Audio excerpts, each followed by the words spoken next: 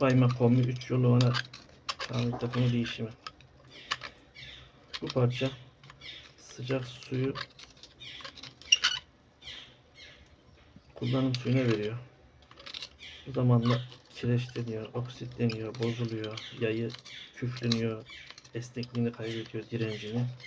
Direnci azalıyor. Direnci azalınca bu sefer de buradan su kaçıyor peteklere.